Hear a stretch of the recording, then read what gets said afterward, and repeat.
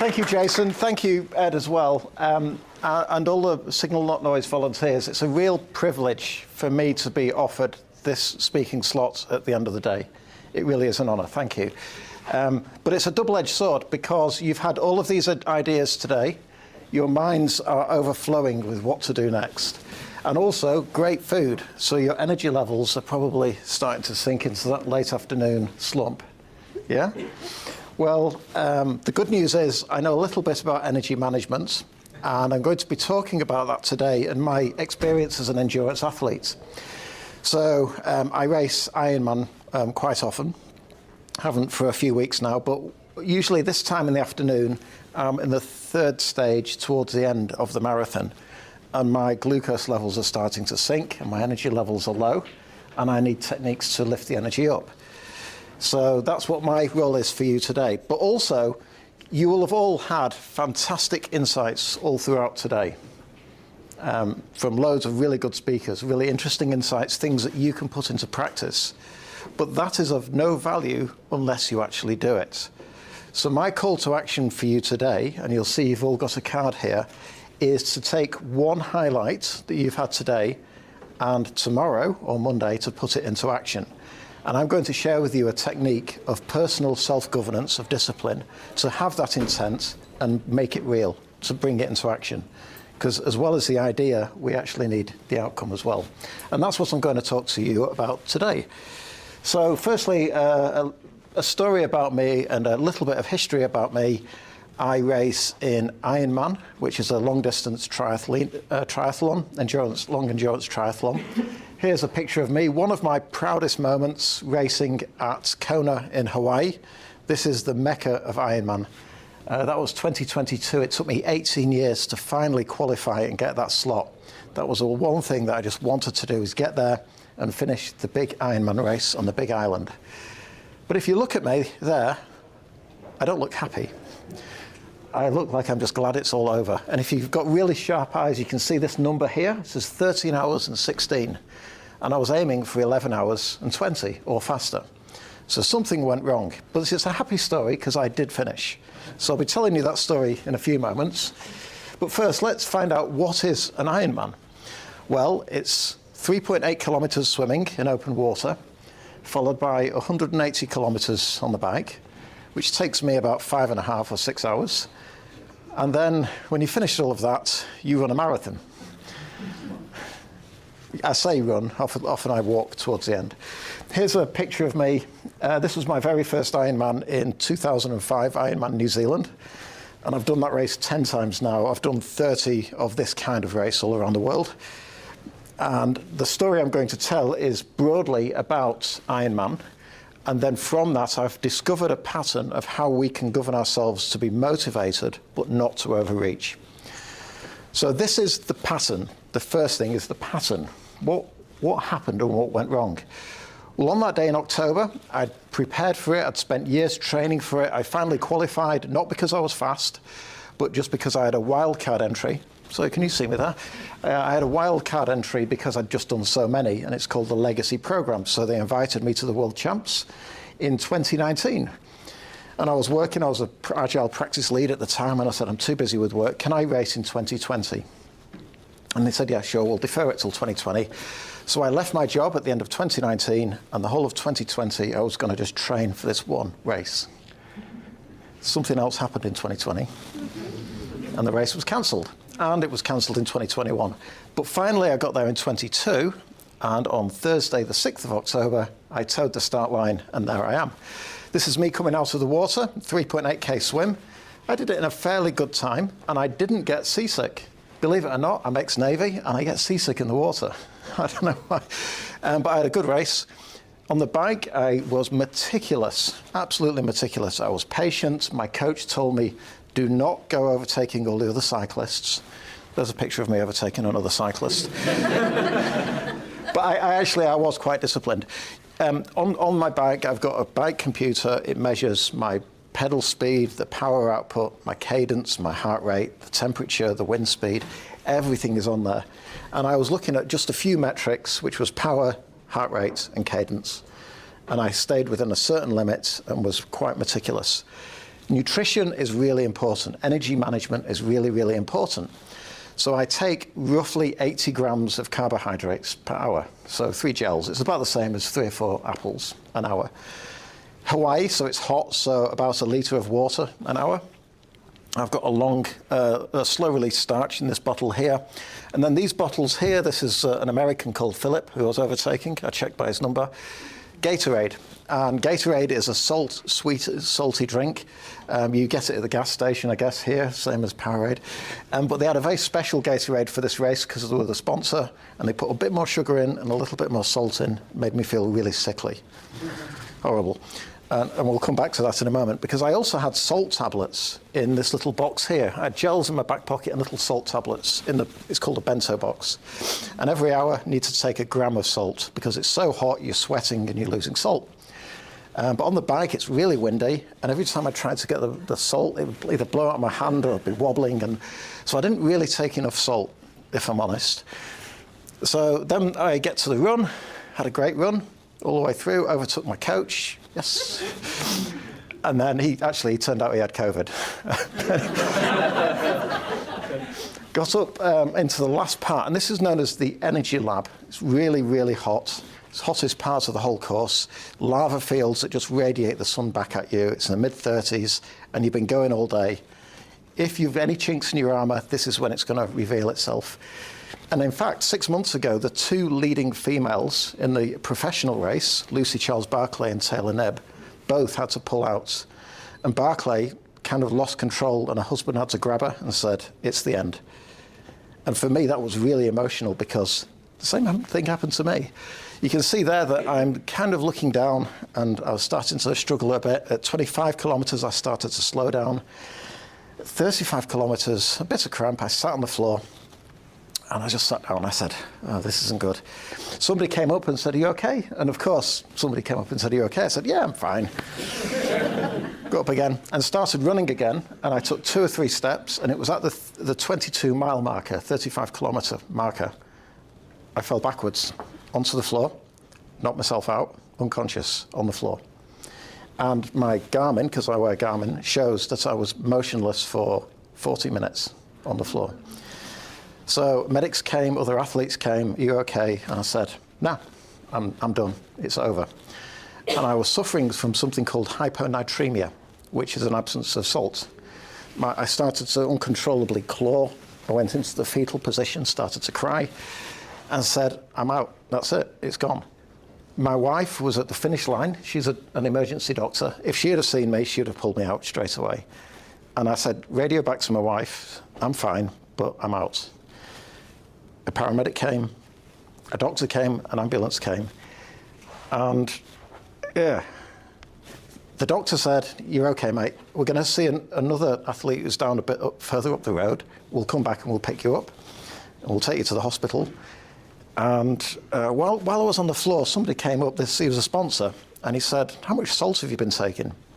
I said, "Yeah, about, I don't know, 1 gram an hour-ish, but I've still got quite a few tablets in my hand, maybe not."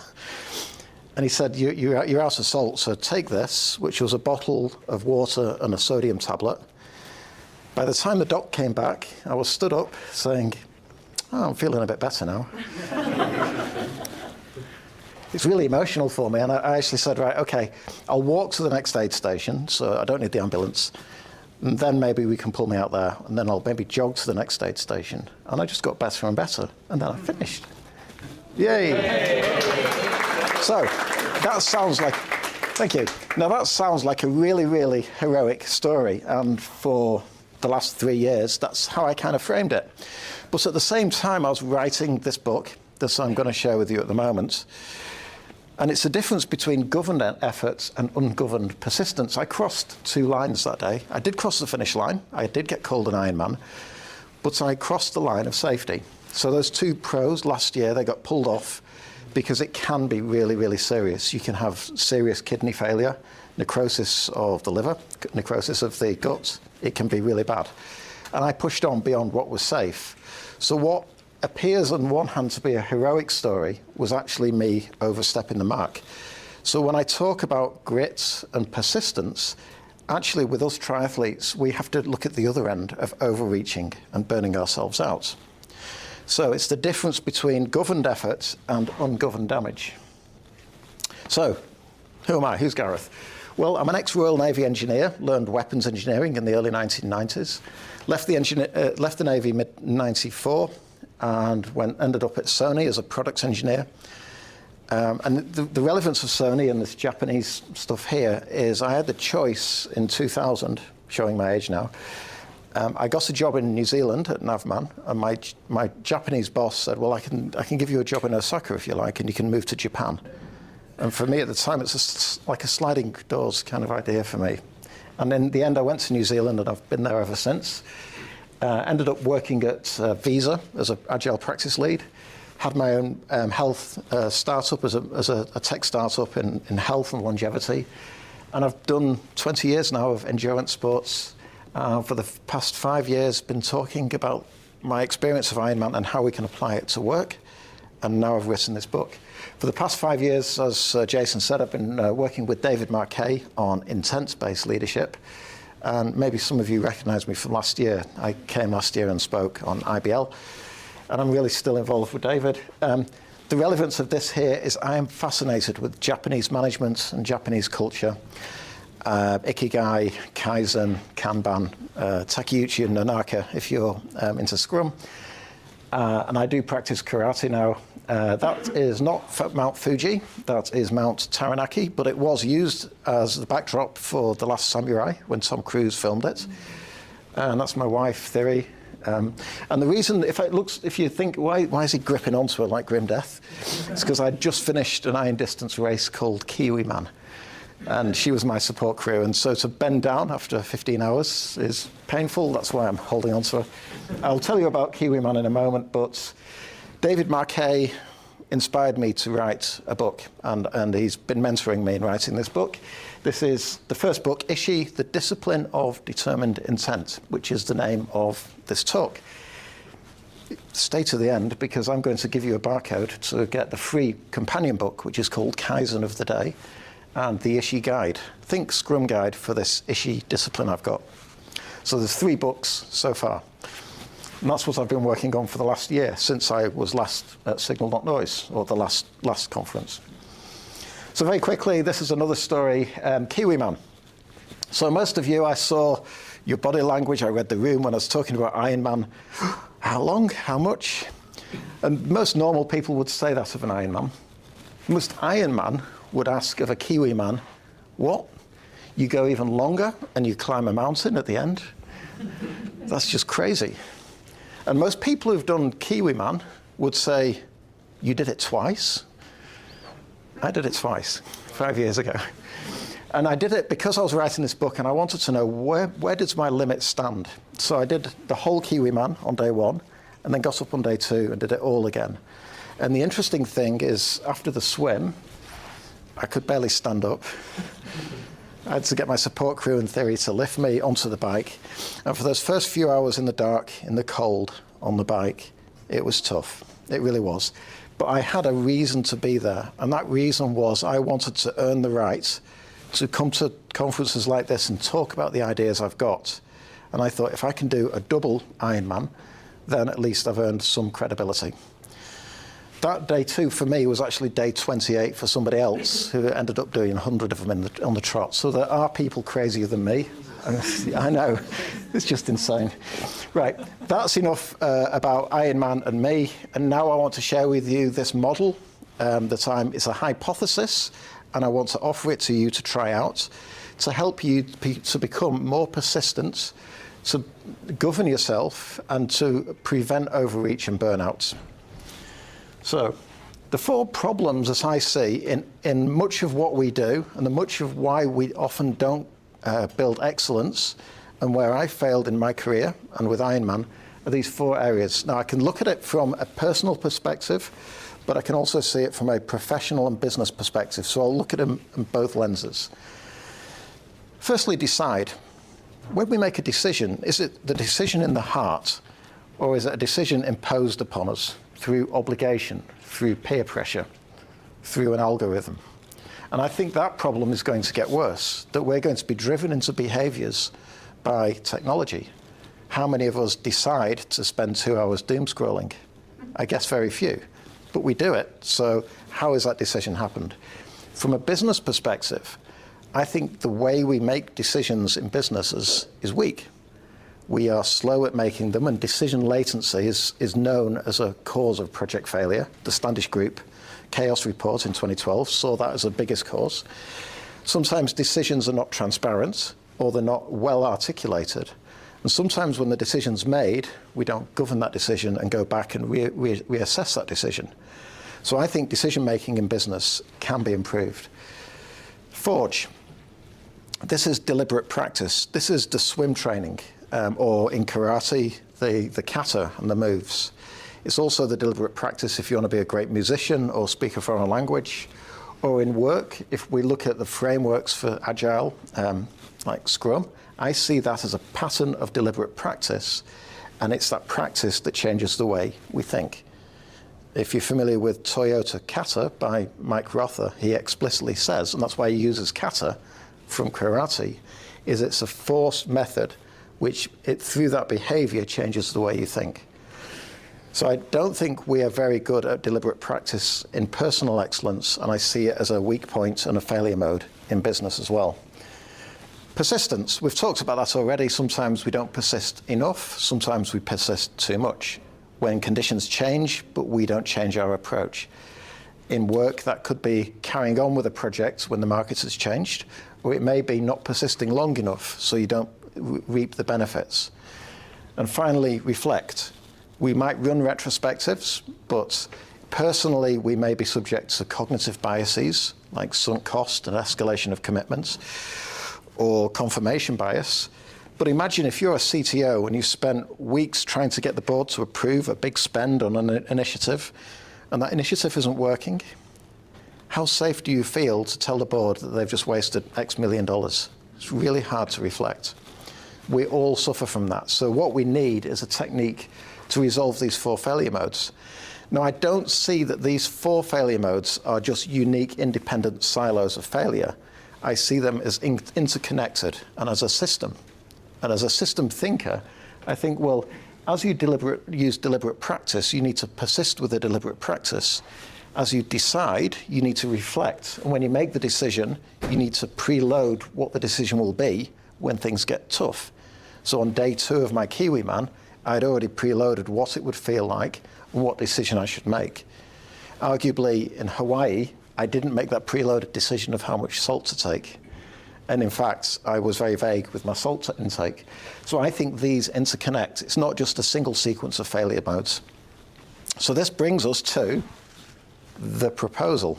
And that is what I'm calling the Ishi Spiral. And I'll explain what Ishi is in a moment. It's a Japanese word. And the Ishi Spiral is a cycle of 4 phases. They're not necessarily sequential, but I can only explain them sequentially, but they can happen concurrently, and they can also happen as a nest. And those are decide, to choose and constrain. And when you decide, it's not saying yes to one thing, it's how many things you say no to. It's to forge, so it's to practice deliberately. It's to persist, to endure friction, and then to have escape routes, and finally to reflect. And in the heart of this, you've got your self-governance, AHA, AHA, which is adjust, hold, or abort. Adjust means you still got the same intent that you set, but you change the method. Hold is you take a quick pause and you say, no, everything is as expected, it's tough, we're going to continue. Or abort, you preset the decision to escape, and we don't carry on regardless.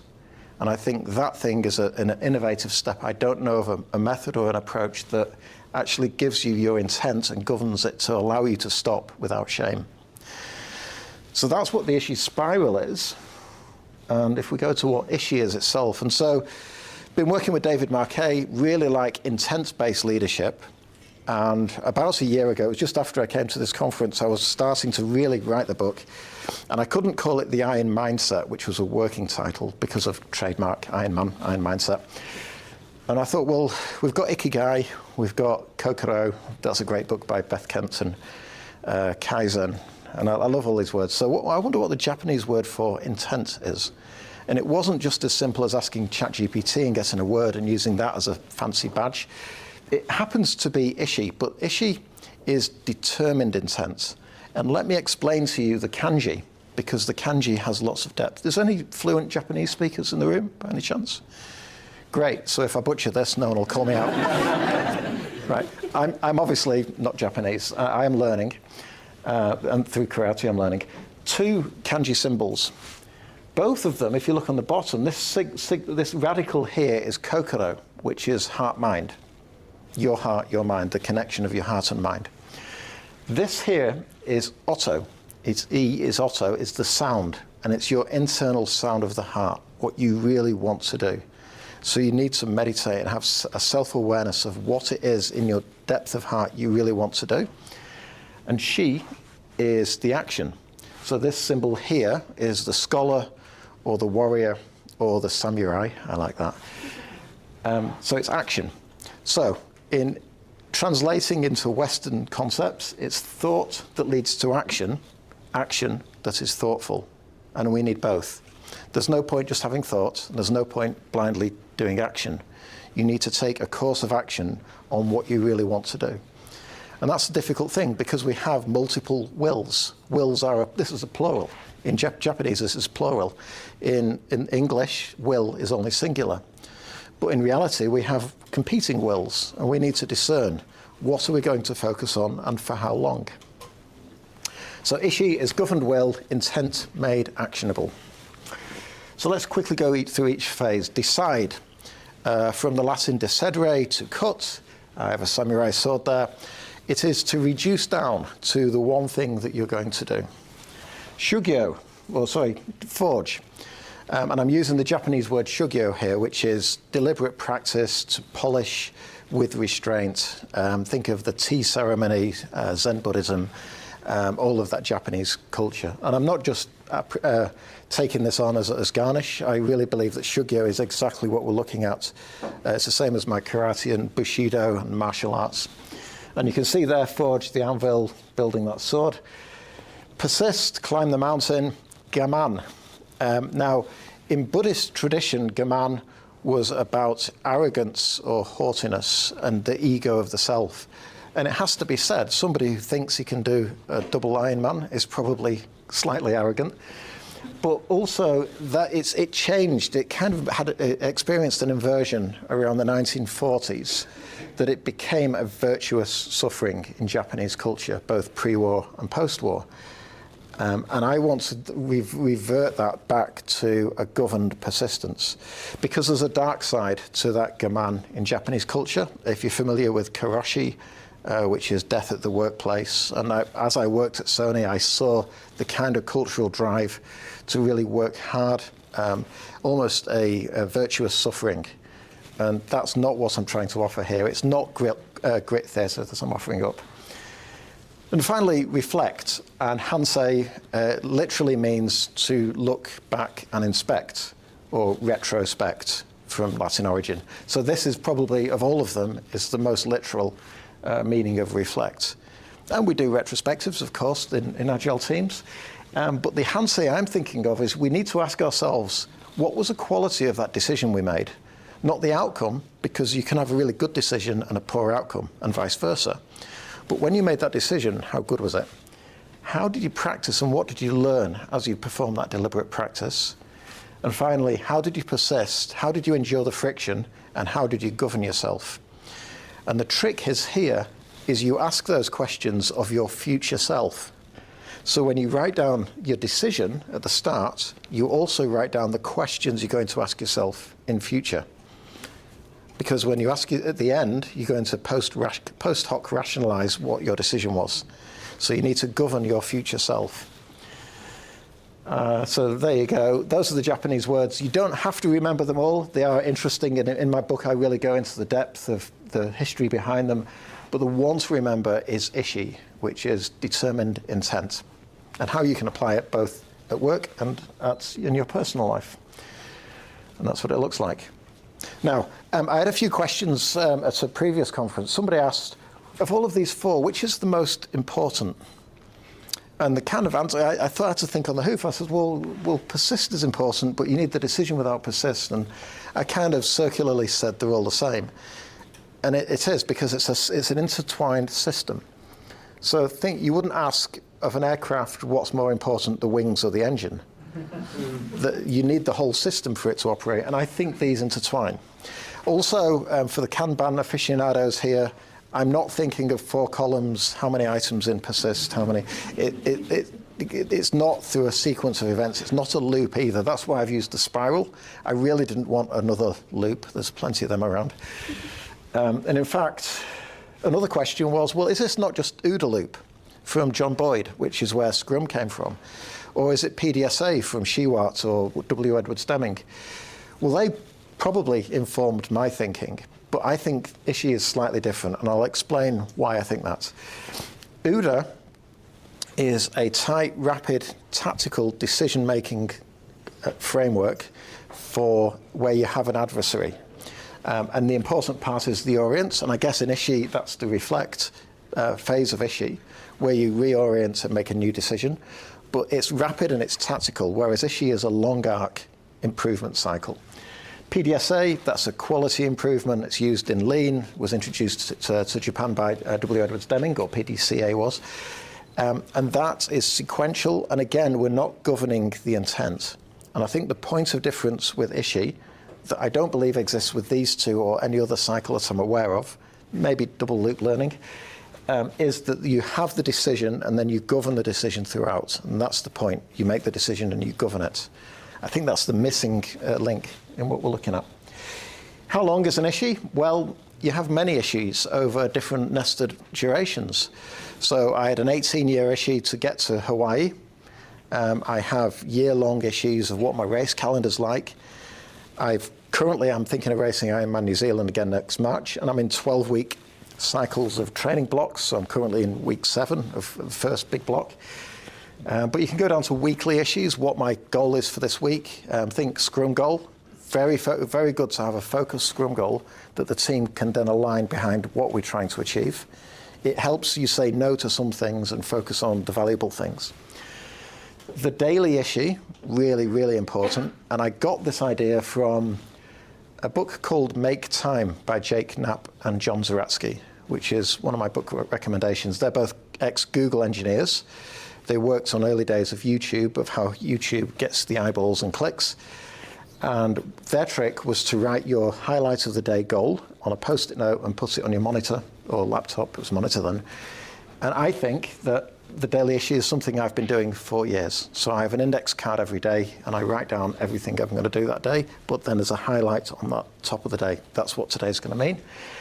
And finally, the Ishi sprint, maybe 90 minutes. This is Cal Newport. This is deep work. But the difference between this and Cal Newport's construct is you set the intent and you reflect at the end and you just focus on one thing for 90 minutes. But it could also be 5 seconds. It could be in a swim of 100 meters, what the first 4 strokes are like, how am I lifting my elbow, or it could be a lifetime. So Ishi can be as long or as short as you set it. So this leads us to the practice, which is what I'm going to leave with you and a challenge today. You've all been given an Ishi card. So I say practice, this is a hypothesis. The science behind them 4 modes and them 4 failures, rock solid, absolutely rock solid. This here is my invention, only works on my machine. I don't know if it works with other people, let's try. So what I've done is I've created a prototype Ishi card here, and I don't think it should be templated. I certainly don't think it should be in an app. It needs to be written down. So there you go, I did some of these. My editor for the book said, you can't do this. If you're gonna insist that people write it down, you can't have it in the book written down like that. It needs to look real. And this card it's almost like an intention card. And after our conversation yesterday, I sat and thought about this. It is an intention card, but it's more than just setting the intent and the motivation. It's then governing yourself. And then it holds you to account. You're holding your future self to account. So the first thing is you write down your Ishi. And then the second thing is you write down the time horizon. Is it for a sprint, for 90 minutes? Is it the daily, weekly, or a month? I think for a monthly or longer, probably a bigger sheet because there'd be more detail in it. So let's make these cards for either a day or a week. My challenge to you is, if you'd like to do it now, great. And if somebody wants to share it, fantastic, is to think about one thing today that you've said to yourself, I think I might try that. And there's been lots of ideas from lots of great speakers. I'm going to try that on Monday, or for next week, this is a new practice that I'm going to try. So you've set the intent and you've written it down. There's some research from the NHS in England that when people write down their own appointment cards, rather than being given it, they're 18% less likely to no-show. So the physical act of writing down actually changes your neural wiring. That's the first part. The next part is Shugyo. What is the first move that you need to do to get going? So sometimes it's swim training and I'm not really motivated, and I say, well, if I just turn up to the pool in my togs and jump in and do 1 lap, then I'll be 2 laps and then I get going. So it's the activation energy, it's the static friction. How do you get going? So what's your first move? And then in addition to that, what is the deliberate practice that you're going to perform? What are you going to learn and what you're going to try? The third part is the persistence, and this is where the governance really earns its keep. What are you going to do when it gets uncomfortable? What are you going to do when it loses its sparkle of interest? What are you going to do when you get distracted? And what abort criteria triggers can you give yourself? So what conditions will allow you to say, this issue is now closed, it's not going to work, I exit? Or what gives you the right to adjust it? So you're managing yourself by literally writing it down. Then finally is the Hansei. And you can preload these questions, or you can use the Hansei at the end, is to ask yourself, what kind of conditions was this decision valid? And what could I have done differently with that decision? What did I learn through the deliberate practice, and what got in the way to get started? And then during persistence, what were the obstacles? What slowed me down? What was the friction? What distracted me? And what caused me to stop, if need be? And then finally, the Hansei is, was it a good outcome? And the Hansei then drives the next issue, and you just go again. So the tiniest action I'm offering to you today is whatever you've taken as an insight, is write down an action that you can walk away, thought that leads to action, an action that's thoughtful, that you can then action away. Most importantly, though, is on the back of the card is a QR code. Shameless self-promotion here. So I've got these 3 books. Ishi, Discipline of Determined Intent, that is going to be on Amazon in 2 or 3 weeks. There's a problem with this book cover design. It's had to change overnight, because now I'm happy to announce you're the first people, by Gareth Holebrook with foreword by David Marquet, author of Turn the Ship Around, because he talks about intent-based leadership, and he's very kindly written me a foreword, because it's intent-based leadership on the self. Basically, I've taken his work further, but it's not replacing or adjacent or derivative. Right, so the card, the QR code. On the QR code, that's my Substack page, and I'm writing heaps on this, because it's not just a flash-in-the-pan book. There's a huge canon that I want to share. I've got a second book out called Kaizen of the Day. So 25 Kaizens per phase, 100 Kaizens all up, and these little actions that you can take to help you decide, forge, persist, and reflect. And then finally, the Ishi Spiral, the guide, 25 pages. It's just an explanation of what the spiral is, how it works, like the Scrum Guide for the Ishi Spiral. And that's the canon. Those are the 3 books. My time is almost up. And this is what I'm now working on. Ishi Dogi, Disciplined of Governed Intent. This is a bit meatier, more serious, less about me and my Ironman, and more about companies who haven't done a good job of decision governance. And decision as a governable object is a new idea that I've got. So I'm going to be putting this out on Substack in the next few months, and I'm starting now to write the manuscript for that. That's what I'm going to be working on next year. Maybe I can come back next year and share that with you. And that's me, my friends. Thank you for staying so long and listening. And anyway. So how are we doing for time? Is any questions or? Oh, by the way, if you want your Ishi card, I would really like it if you fill it in, take a picture of it and email it to me. My email address is there. Because what I'd like to do is just find out how people use this. It's a total prototype, AI generated, knocked it out in about half an hour. But I want to see how it works and how other people interpret this work, because then I can refine and modify it. Cool. Thank you. Ed, Jason, what you got? We have a couple of minutes for any questions, if you like. Yep. I have a question. Yes, please. How many kilometres was the swim, run and bike for the Kiwi? Right, so Kiwi Man 3.6, so it's a bit shorter, but it's in the dark. Yeah, because it's early. The bike is 204. I did it last month as well, actually. But the bike goes up and down the mountain, so you do about 3,000 metres of vert. Yeah. And then the run is a marathon, but it's about 1,000 metres of vert because you go back up the mountain. That is mental. I know, it's just off the charts, isn't it? Yeah. So you talked about the 12-week cycle of the training, is that? Yeah. So my current training program, I've blocked it into 12 weeks. Yeah. Yeah. Is there a smaller issue within the 12-week cycle? Yeah. So I've actually got Claude to write me the program. I'm playing around with that at the moment. And the way because I'm also a triathlon coach, is 12 weeks is long enough to build an adaptation and then do a before and after measure. But so it's base training for 12, and then within that I go like up for 4 weeks, down off for a week, up for 4 weeks, down off for a week, and so on. Okay, so there might be something there. So this is for, let's call it the creative part. Not everyone can persist, or their persistence doesn't look like showing up at the same time every day or every week. Yeah. How does this work for someone? I'm talking about myself. I'm persistent, but you need to zoom out to see my persistence. I go through ebbs and flows, but I will stick around long enough to get to an end. But my, let's say, effort and my practice goes through cycles that if you look close enough, you think that I'm not disciplined. Yeah. So you're right, that's not how an athlete works, because an athlete, you have to be persistent and you don't see results for a long time. But if you're creative, you have peaks and troughs. So which is a bit like writing a book. And when I wrote the book, I actually set myself an Ishi Spiral last November, saying now I'm in the gammon phase and I just have to persist and focus on every day turning up, writing 1,000 words every morning, and then have I need to rest because my head's in the wrong space, so you have to back out and then go back in again. So you do have the persistence and the recovery and the adaptation, but it's more cognitive than it is physiological. But good question. These are all new questions to me because this is a new thing for me as well, so thanks. Cheers. Thank you very much. Cheers. Thank you, Jason.